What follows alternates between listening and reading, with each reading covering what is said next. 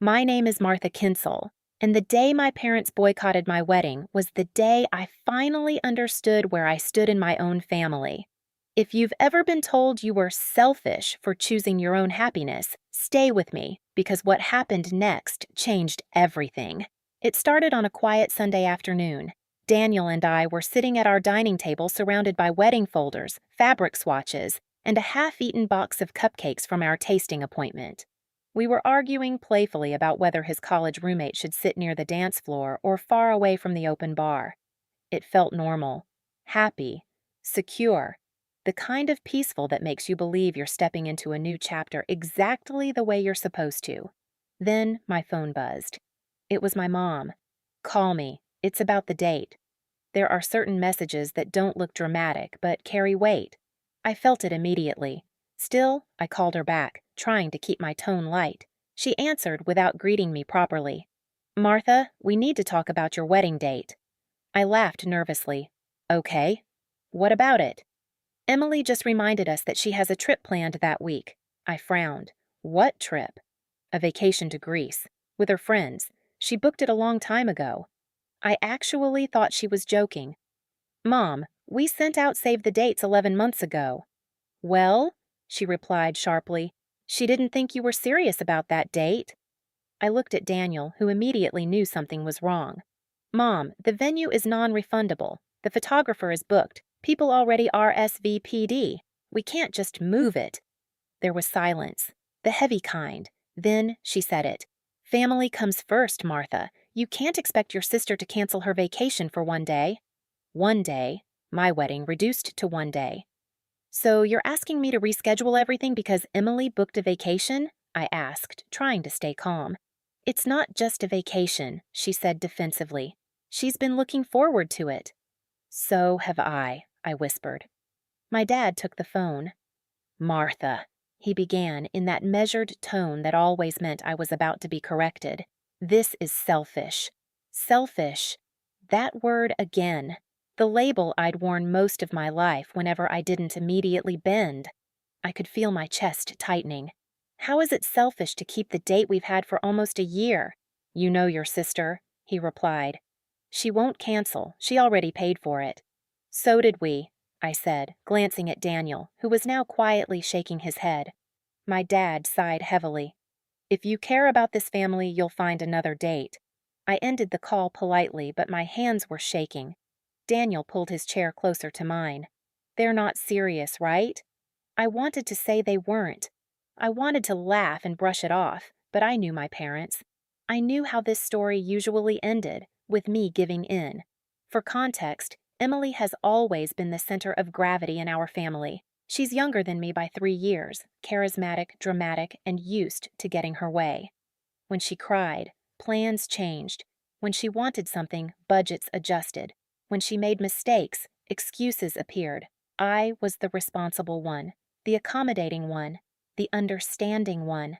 I was the one who gave up my room when relatives visited, the one who drove her to practice, the one who skipped my own celebration dinner once because she had a last-minute performance and my parents couldn't miss it. And now, apparently, I was supposed to move my wedding. Over the next few days, the pressure escalated. My mom called twice a day. She suggested new venues, new dates, even hinted that fall weddings are trendier anyway. My dad sent me articles about flexible event planning. Emily texted me once, "I can't believe you're putting me in this position." Putting her in this position. Daniel tried to stay neutral at first, but I could see the frustration building in him. One night, he said gently, "Martha, if we move it, will they stop? Or will there always be something?" That question sat heavy in my chest, because deep down I knew the answer. We decided to stand firm.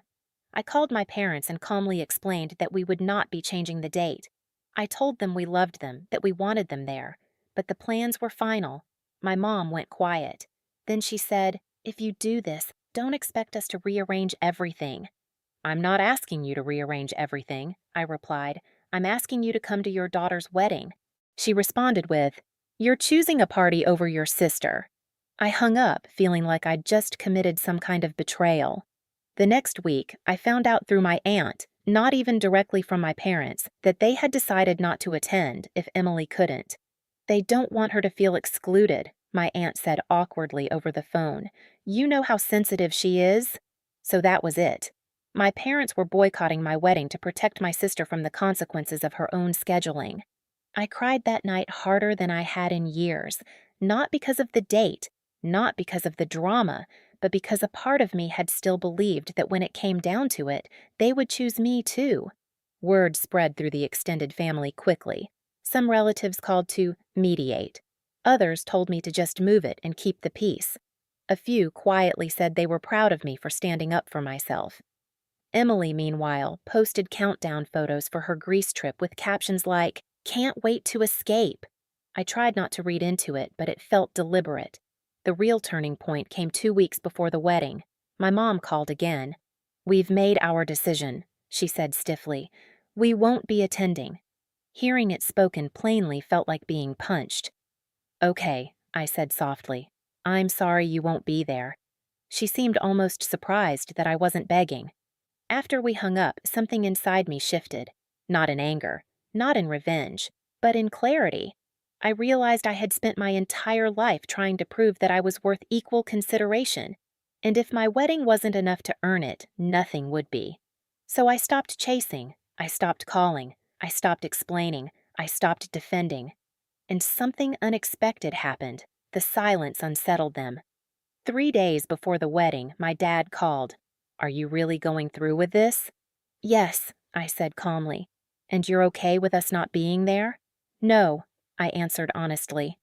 "But I'm not going to trade my peace to force you to show up." There was a long pause. I could almost hear him recalibrating. The wedding day arrived faster than I expected. I woke up that morning feeling strangely steady. There was sadness, of course. Seeing the empty seats reserved for my parents stung. But there was also a quiet strength I'd never felt before. My friends surrounded me like armor. My future in-laws were warm and attentive. Daniel held my hands before the ceremony and said, "Today is about us, not about who chose not to come." When I walked down the aisle, I felt the absence. I won't pretend I didn't. But I also felt something more powerful, the presence of everyone who chose to be there. The ceremony was beautiful.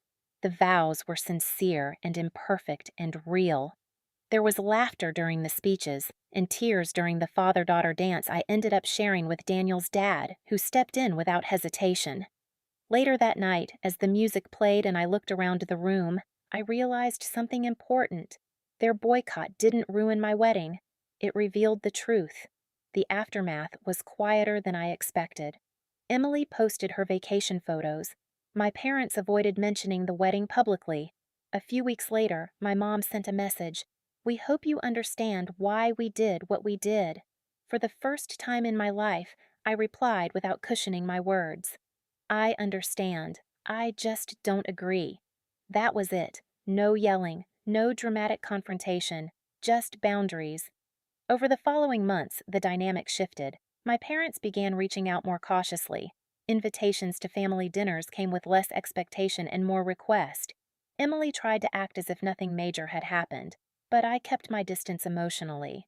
The revenge, if you can call it that, wasn't explosive. It was independence. It was no longer rearranging my life to keep others comfortable. It was choosing not to chase approval that was always conditional. And here's the part that surprised everyone. Once I stopped bending, they started adjusting. My mom eventually admitted that they assumed I would give in like always. They didn't think I'd actually follow through. My dad said quietly, "We didn't realize how much it hurt you." Maybe they didn't. Or maybe they just never had to consider it before. A year later, at a family gathering, Emily mentioned planning another international trip. My mom looked at me and said jokingly, "We better check Martha's schedule first." It was small, but it was different. The relationship isn't perfect now. It may never be.